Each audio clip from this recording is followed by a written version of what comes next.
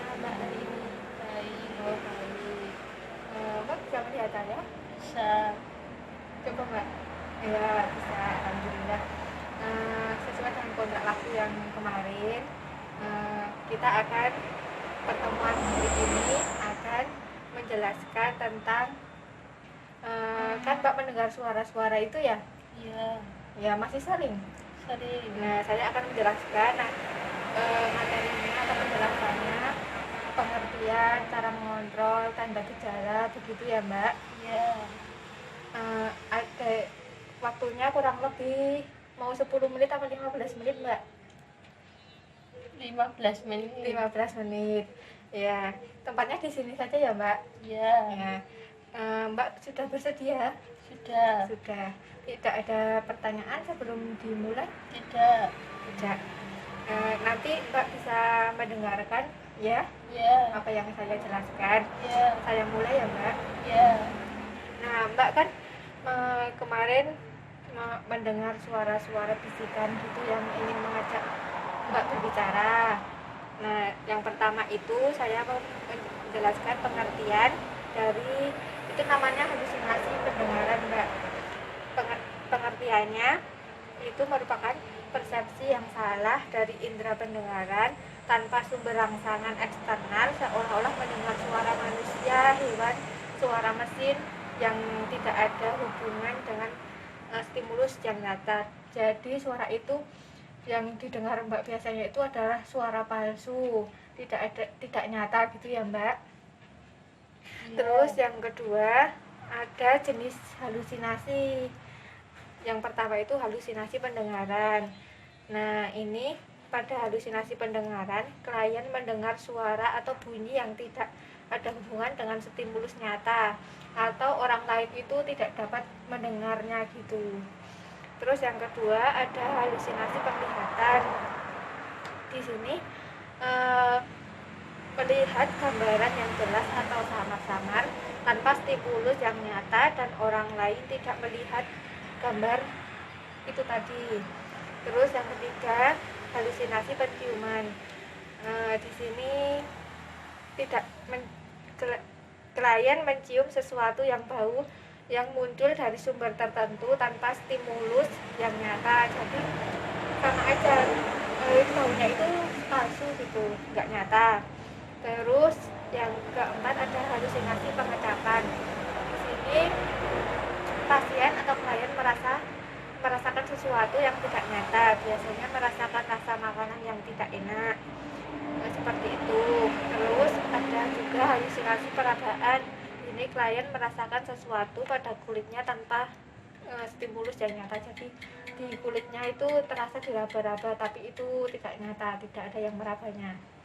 Terus yang ketiga ada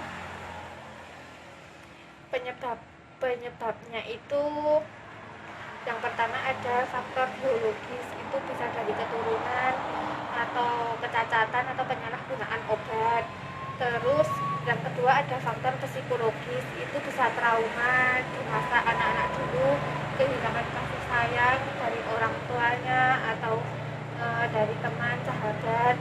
Terus rasa kecewa, pengalaman yang menyakitkan, stres berat. Terus yang seterusnya ada faktor sosial dan budaya, itu ada pola asuh, ekonomi, terus tidak mampu atau tidak dapat membina hubungan yang memuaskan. Yang seterusnya ada faktor fisik. Itu faktor fisik itu karena kelelahan yang berlebihan, tidak bisa tidur dalam waktu yang sangat lama. Terus yang seterusnya ada faktor emosional, itu cemas berlebihan yang tidak mampu diatasi. Terus yang selanjutnya ada tanda dan gejala. Mbak masih betah ya? Betah. Ya, masih paham yang saya jelaskan? Paham. Yang selanjutnya akan saya lanjutkan tanda dan gejala. Tanda dan gejala itu halusinasi pendengaran itu ada bicara, senyum, tertawa sendiri, terus menarik diri dan menghindar dari orang lain, tidak dapat membedakan yang nyata dan tidak nyata, terus tidak dapat konsentrasi penuh atau memusatkan perhatian. Terus ekspresi mukanya tegang, mudah tersinggung. Yang lebih jelasnya lagi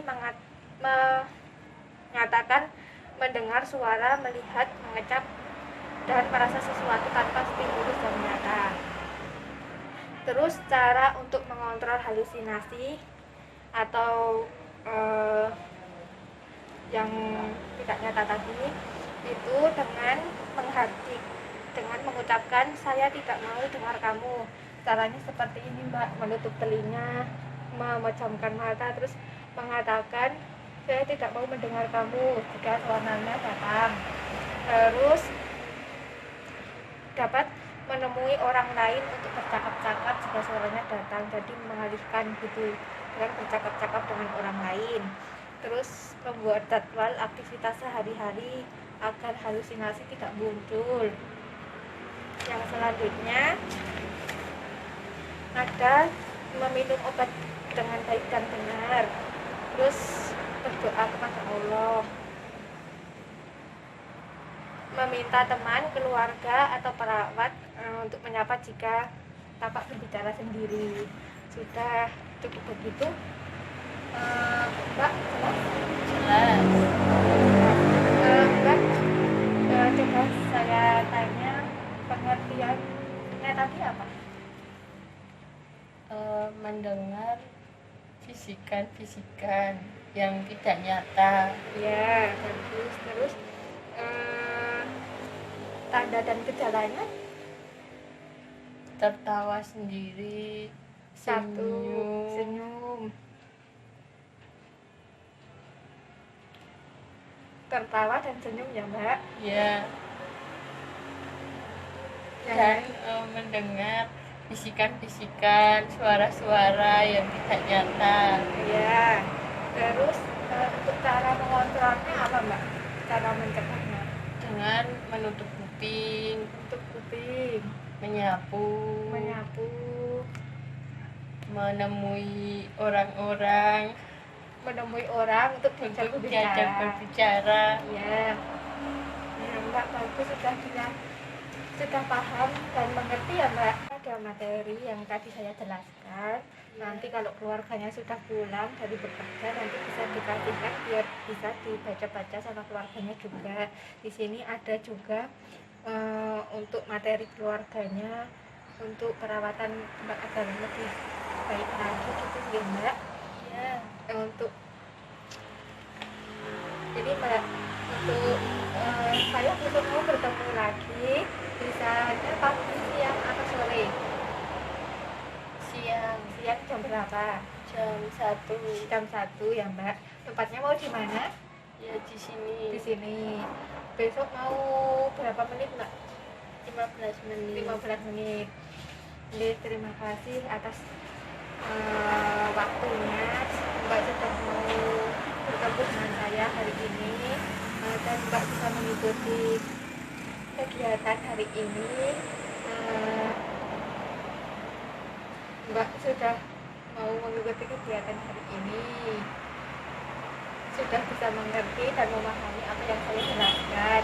Nanti kalau sewaktu-waktu mendengar bisik-bisikan itu tadi, bisa dipraktekkan apa yang saya jelaskan tadi, seperti yang kemarin-kemarin saya sudah ajarkan juga ya Mbak.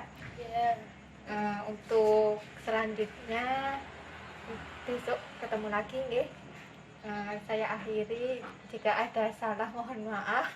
Saya akhiri, wassalamualaikum warahmatullahi wabarakatuh. waalaikumsalam.